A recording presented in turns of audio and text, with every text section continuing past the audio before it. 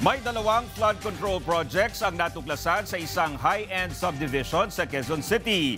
Ang isa idineklarang ongoing pero wala naman palang ginagawa. Yan ang ulat ni Isaiah Mirafuentes, exclusive.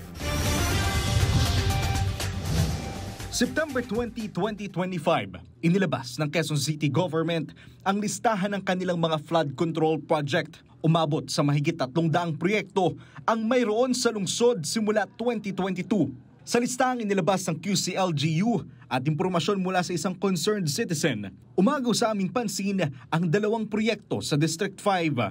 Ang isa ay may contract ID na 240F002, habang isa naman ay contract ID 240F0128. Sa 240F002, nakasaad sa proyekto na completed na ito at may pondong mahigit sa 48 million pesos at may address na Brittany Annex, Barangay Santa Monica, Quezon City. Makikita rin sa dokumento na ang pangalan ng contractor ay DT Resio Incorporated at permado pang dokumento ng ilang opisyal. Hinanap namin ang address na ito pero ang masaklap, inilagay ang flood control project sa loob ng isang pribado at high-end subdivision. Sa video na ipinadala ng isang concerned citizen, makikita pa sa loob ng subdivision ang tarpaulin na para sa flood control project. Natabunan na ito halos ng mga halaman. Makikita rin sa video na halos wala namang bahay sa lugar na nilagyan ng proyekto. Puro damo at talahib lang.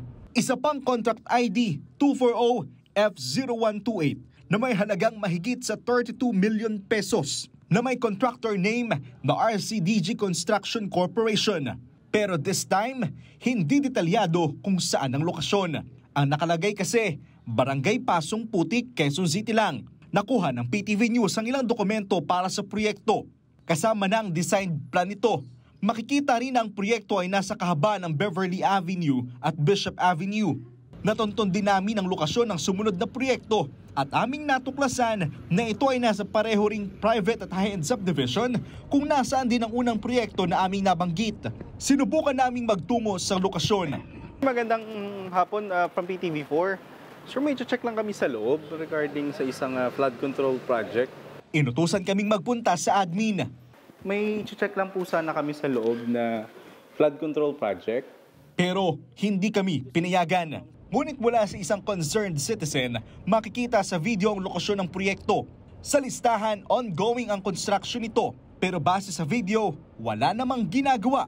Anong nangyari sa proyekto?